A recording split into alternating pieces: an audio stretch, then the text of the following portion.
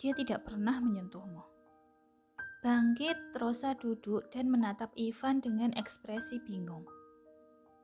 Bagaimana kamu bisa tahu? Ivan langsung tertawa terbahak-bahak. Lihat kan, kamu mengakuinya sendiri. Tunggu, apa kamu menjebakku? Dia memukul dadanya beberapa kali. Memegang tangan gadis itu, ia berkata sambil menatap honey eyes-nya yang indah. Aku mencintaimu apa adanya, Sa. Bagiku keperawanan bukanlah alat untuk mengukur cinta seseorang. Hatimulah yang terpenting. Begitupun denganku. Aku tidak akan menyentuhmu sampai saat itu tiba. Mengapa kamu harus begitu baik padaku? Rosa berkata di dalam hatinya. Keesokan paginya, Ivan terus menatap Nick dengan matanya yang dingin. Seusai sarapan, setelah semua orang keluar, dia memberi isyarat agar pria itu mengikutinya. Keduanya berdiri berhadapan-hadapan di sudut rumah. Jadi, apa yang sebenarnya ingin kamu katakan padanya? Dengan nada yang dingin, Ivan bertanya. Ini tidak ada hubungannya dengan dirimu, Bu, kata Nick. Kalau ini tentang hidupnya, tentu aku harus tahu, karena aku adalah calon suaminya. Ia bersikeras. Diam sejenak, Nick terlihat seperti sedang memikirkan sesuatu. Ia menghela nafasnya dalam-dalam sebelum berkata kembali. Anak itu dalam bahaya. Ivan mengerutkan alisnya.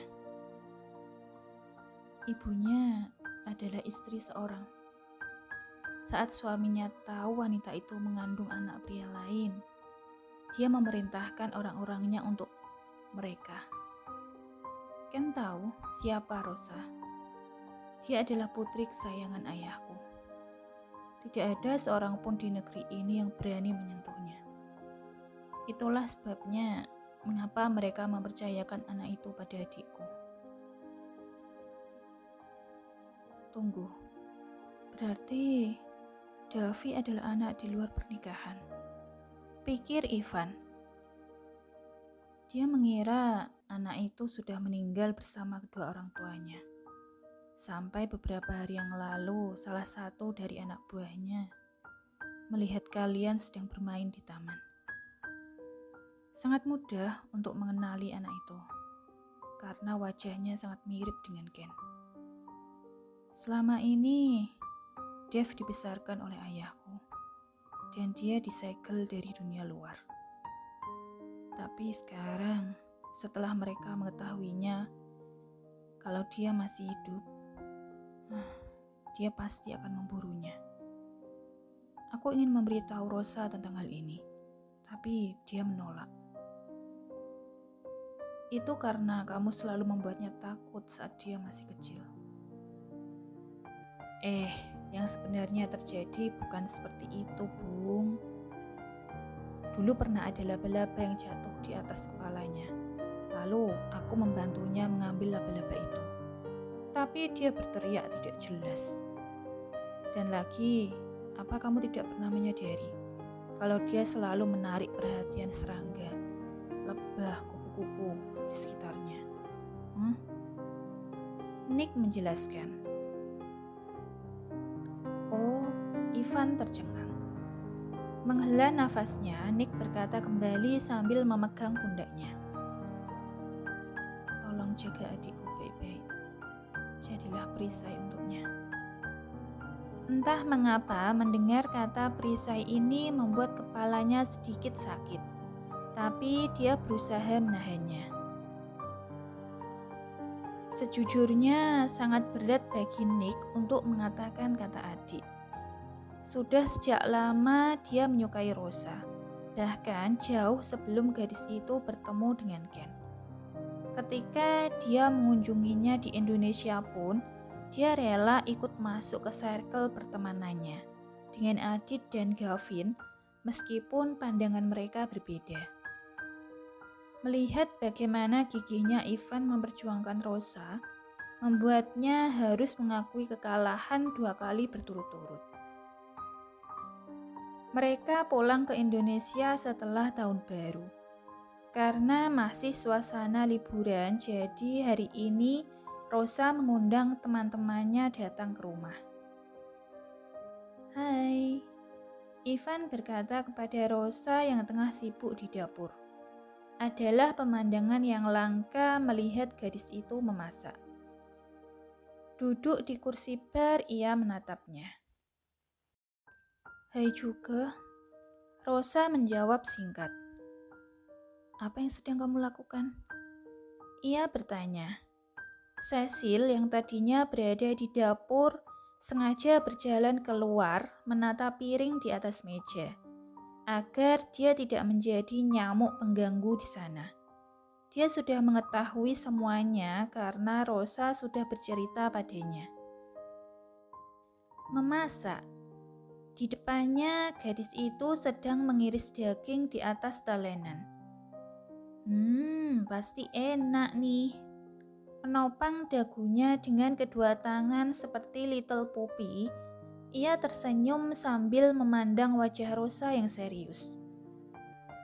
Matanya menjadi terbuka lebar ketika melihat bahan-bahan serta bumbu-bumbu yang sudah disiapkan oleh gadis itu. Aku tidak yakin dengan rasanya nanti. Dia berkomentar di dalam hatinya. Ketika Rosa ingin menghidupkan kompor, Ivan berkata padanya, "Sa, ada sesuatu di belakang bajumu tuh." Rosa menoleh ke belakang mencoba melihat ada apa di belakang bajunya. "Coba lihat ke cermin kalau kamu tidak yakin," katanya lagi. Gadis tersebut buru-buru keluar dari dapur. Dengan tergesa-gesa, Ivan segera mengganti bahan-bahannya dan juga membuang beberapa bumbu yang tidak diperlukan. Kemudian ia duduk kembali ke kursinya supaya Rosa tidak curiga. Kelihatannya ada yang berbeda. Gadis itu bergumam sendiri setelah kembali ke konter. Ivan hanya diam saja dan memperhatikannya. Dia lega gadis itu menggunakan bahan serta bumbu-bumbu yang sudah disiapkan olehnya. "Sa, apa kamu sudah menyiapkan ayam panggangnya?" tanya Cecil dari ruang makan membuat Ivan meringis. "What? Ada lagi?" "Oh." Dia mengalihkan pandangannya pada Davi yang sedang duduk membaca buku tidak jauh darinya. Mengambil pensil dari kotak pensilnya, ia menulis sesuatu di kertas, lalu memberikannya pada anak itu. "Alihkan perhatian Mami. Dedi harus menyelamatkan semua orang," tulisnya di dalam catatan. Davi ia langsung mengangguk dan menutup bukunya. Ia mulai berakting. "Aduh, Mami, perutku sakit." Ia pura-pura merintih memegangi perutnya. Rosa meletakkan ayam yang akan dipanggangnya di atas meja. "Van, tolong bantu aku mengeset timernya ya.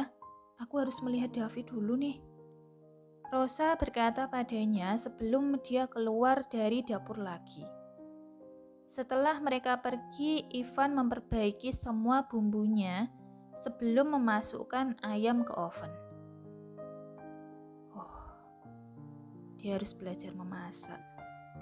Atau akan lebih baik jika dia tidak memasak, batin Ivan.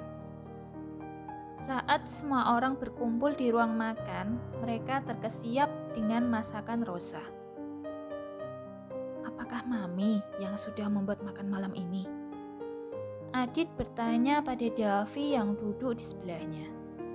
Anak laki-laki itu menganggukkan kepala.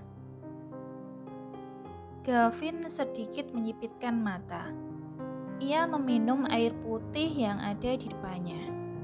Dia tahu betapa buruknya Rosa dalam hal memasak. Tapi meskipun begitu, tidak ada yang berani mengomplain hasil masakannya. Ivan berjalan keluar dari dapur dengan membawa ayam panggang ke atas meja. Semua mata tertuju padanya. Dia berdehem sedikit, memberi kode aman pada semua orang. Terima kasih ya Allah, Ivan benar-benar penyelamat ini. Merasa lega, Adit menghela nafasnya.